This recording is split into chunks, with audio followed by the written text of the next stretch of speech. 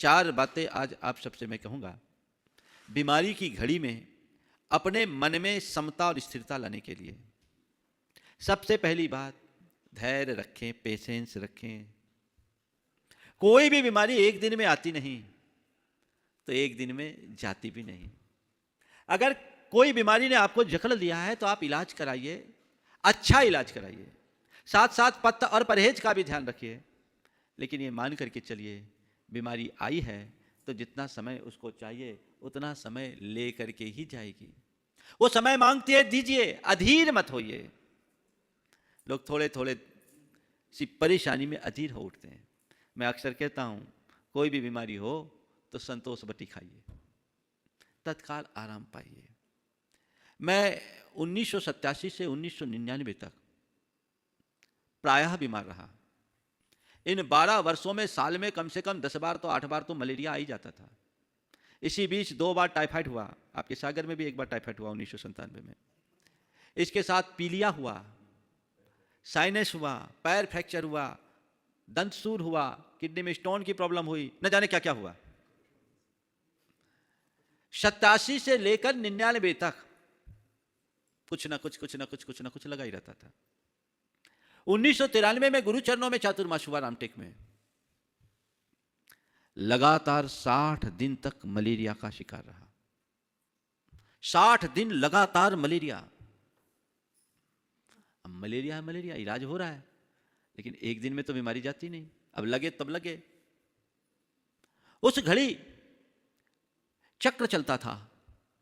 आज 9 बजे बुखार आया तो कल 10 बजे आएगा, फिर 11 बजे आएगा, फिर 12 बजे आएगा, फिर 1 बजे आएगा। ओम, यह चक्र निरंतर चलता रहता था। और मैं क्या सोचता था, बुखार आया है, बुखार आने के पहले आभास हो जाता। मैं लोगों से कहता कि मेरा साथी आ रहा है। गुरुदेव ने कहा था उसको अपना दोस्त बना लो। मैं कहता था भैया मेरा साथी आ रहा, आप लोग जाओ। मैं कमरे में बंद हो जाता था। घंटा भर, 1.5 घंटा कड़ाके की ठंड लगती, फिर शरीर में टेम्परेचर चढ़ता। वो टेम्परेचर चढ़ने में गर्मी लगती, 2-3-4 घंटे तक वो गर्मी बनी रहती। फिर धीरे धीरे पसीना आना शुरू होता। घंटे 2 घंटे में वो बुखार उतरता और उतर के 99 के आसपास आ जाता। 24 घंटे में लगभग 18 से 20 घंटे तक बुखार रहता, फिर नॉर्मल होता। ये एक फिल्म सी मेरी चलती। और मैं यही सोचता था कि अभी ऐसा हुआ, अब ऐसा होगा, वैसा होगा, वैसा होगा, जाएगा। इस बीच हमने अन्न भी छोड़ दिया गुरुदेव के कहने से। 14 किलो वजन मेरा कम हुआ। ठीक है, चल रहा था। एक रोज बुखार आधा घंटा बिफोर आ गया और चौके में आहार लेते ही आ गया। आहार के मध्य तेजी से बुखार आया और जो भी लिया सब उल्टी में बाहर निकल गया। उस वर्ष बारिश हुई नहीं थी, टेम्परेचर बहुत ज्यादा था और उसी दिन मुझे 107 फीवर आ गया। मैं बेसुध पड़ा था। गुरुदेव को पता लगा, वे मेरे कक्ष में आए। बुखार आने पर मेरे ऊपर लोगों ने चटाइयां डाल रखी थी। गुरुदेव आए, चटाई हटा के उनने मेरे सिर पर हाथ रखा। उनके स्पर्श के आभास से मैं कुछ चैतन्य सा हुआ। देखा सामने गुरुदेव, हड़बड़ा कर उठ कर बैठा, उनको प्रणाम किया। थोड़ी देर बैठ करके उपचार संबंधी बातचीत करने के बाद उन्होंने कुल इतना कहा, समय सार याद है ना? मैंने कहा जी। समय सार याद है ना? मैंने कहा जी। गुरुदेव चले गए। मुझे ब्रह्मचारियों ने चटाई और उड़ा दिया। मैं लेटा और अपने में खोया, अपने में खोया, अपने चिंतन में खोया। ठीक है, बुखार जाएगा, तन को बुखार है, मेरी आत्मा को तो बुखार नहीं। उस घड़ी भी यह अनुभूति थी। आप सुन करके आश्चर्य करोगे, 15 मिनट के बाद मेरे शरीर में पसीना आना शुरू हुआ और मैं पसीने में लथपथ। घंटे भर बाद मेरा टेम्परेचर लिया, 99 आ गया। 160 टेम्परेचर डाउन होकर 99। ड्रिप लगाने पर भी टेम्परेचर इतनी जल्दी कंट्रोल नहीं होता। हालांकि ये रोज का क्रम था। बुखार चढ़ता था, पीक पर जाता था, फिर धीरे धीरे उतरता था, 2-3 घंटे लगते थे। लेकिन उस दिन जितनी तेजी से चढ़ा उतनी तेजी से उतर गया। बुखार जब 99 हुआ, गुरुदेव के दर्शन के लिए गया। बोले क्यों, बुखार उतर गया? उतर गया। बोले कैसे? बोले आपके प्रताप से। तब उन्होंने एक बात कही थी कि उपयोग की धारा बदल लेने से अशुभ भी शुभ में परिवर्तित हो जाता है।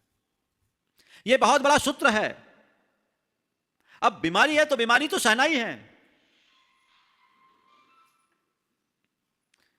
वेदना पूर्वक सहो और एक सहज दृष्टा बनकर के सहो, दोनों में अंतर है। अज्ञानी वेदना में व्याकुल होता है और ज्ञानी वेदना में भी मात्र दृष्टा बना रहता है। क्षमता से सहो, धैर्य रखो। ठीक है, मेरी बीमारी है, किसी दूसरे ने तो मुझे बीमार बनाया नहीं। बीमारी मेरी है, मुझे सहना है, धीरे धीरे ठीक होगा। ये पेशेंस मन में हो तो आपके ऊपर बीमारी हावी नहीं होगी। आप कर सकते हो कि नहीं? अरे कुछ आराम नहीं लग रहा, आराम नहीं लग रहा, आराम नहीं लग रहा। लगेगा भाई, धीरे धीरे लगेगा, लगते से लगेगा। आकुलता होने से नहीं लगेगा। आप लोगों को कोई बीमारी होती है और हम लोगों को वही बीमारी होती है। आप 10 तरह का उपचार करके महीने भर में ठीक होते हैं और हम सामान्य उपचार से भी 4 दिन में फिट हो जाते हैं। किसके बदौलत? अपने चित्त की धारा को मोड़कर। तो पहला काम, धैर्य रखो, संतोष बटी खाओ, तत्काल आराम पाओ।